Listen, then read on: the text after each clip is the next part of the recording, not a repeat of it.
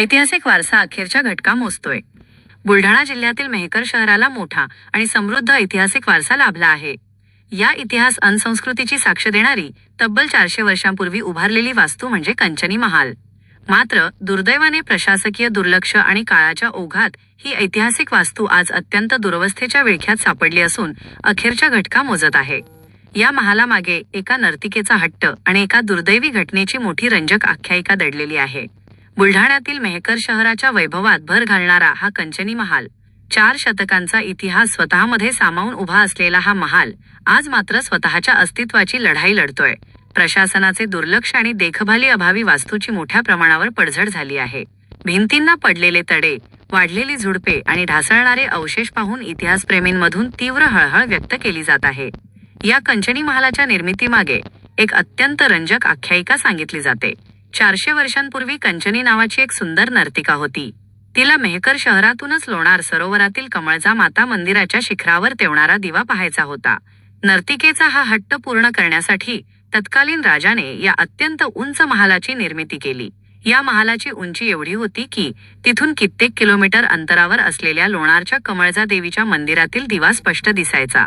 मात्र ज्या हट्टासाठी हा महाल उभारला गेला त्याच हट्टाचा शेवट एका दुर्दैवी शोकांतिकेने झाला। तो दिवा पाहण्याच्या प्रयत्नात कंचनी नर्तिका याच महालावरून खाली पडली आणि त्यातच तिचा दुर्दैवी मृत्यू झाला, अशी आख्यायिका आजही या परिसरात मोठ्या आवडीने सांगितली जाते। असा हा ऐतिहासिक आणि आख्यायिकांनी वेढलेला कंचनी महाल आज मात्र प्रशासनाच्या अनास्थेमुळे नामशेष होण्याच्या मार्गावर आहे। जर वेळीच या वास्तूचे संवर्धन केले नाही तर भविष्यात हा इतिहास केवळ पुस्तकांपुरताच मर्यादित राहील।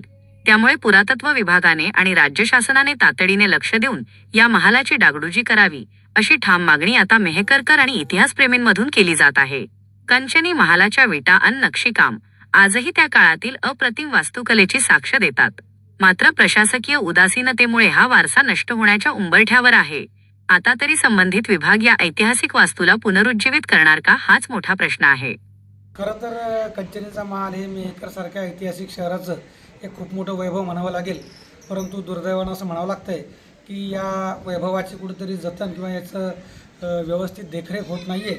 आज या महालाला खूप शेकडो वर्षांची अशी एक परंपरा आहे, शेकडो वर्षाचा इतिहास आहे आणि हा इतिहास शोधण्यासाठी अनेक संशोधक, अनेक पर्यटन करणारी मंडळी, अनेक इतिहासकार, इतिहासाचे अभ्यासक, इतिहासाचे जे काही ज्यांना व्यासंग आहे अशी मंडळी या ठिकाणी येत असते, या स्थळाला भेटी देत असते। परंतु आज या वैभवाची कुठंतरी एक दुरावस्था झालेली आहे। कंचनीचा जो काही इतिहास आहे तो शोधण्यासाठी लोक येतात, परंतु या ठिकाणी कुठल्याही व्यवस्था नाहीत, मूलभूत सोयी सुविधा नाहीत, त्यामुळं बरीचशी मंडळी या ठिकाणी यायला टाळते। परंतु जर याचं खऱ्या अर्थानं जतन झालं तर नक्कीच एक पर्यटनाच्या माध्यमातून शासनाच्याही तिजोरीला कुठेतरी हातभार लागेल आणि एक वारसा जो काही इतिहासाला लाभलेला आहे तोही पुढच्या पिढीपर्यंत पोहोचवणं सोपं जाईल, असं मला या निमित्तानं वाटतं। कंचनीविषयी आपल्याला माहिती आहेच। कंचनी एक नर्तकी होती आणि तिने तिच्या हट्टापायी हा महाल बांधून घेतला। इथून तिला कुठंतरी लोणारच्या सरोवरातील जे काही कमळजा मातेचं मंदिर आहे तिथला दिवा पाहायचा हट्ट होता आणि तो हट्ट पुरवत असताना हा 7 मजली महालाची निर्मिती झाली आणि ती एक हट्टी स्वभावाची असल्यामुळं ती 7व्या मजल्यावर गेल्यानंतर तिचा पाय घसरून त्या ठिकाणावरून ती खाली पडलेली आहे, असं कुठंतरी इतिहासात नोंद आहे। परंतु हे जेव्हा पर्यटक पाहायला येतात, परंतु आता एकच मजला याचा मला वाटतं चांगल्या स्थितीत किंवा पूर्ण स्थितीमध्ये आहे आणि हा जर जतन करून ठेवला तर नक्कीच पुढच्या पिढीला याचा अभ्यास करता येईल, हे ज्ञान त्यांच्या संग्रही राहील आणि पुढच्या पिढीपर्यंत हे पोहोचवता येईल, असं या निमित्तानं मला वाटतं।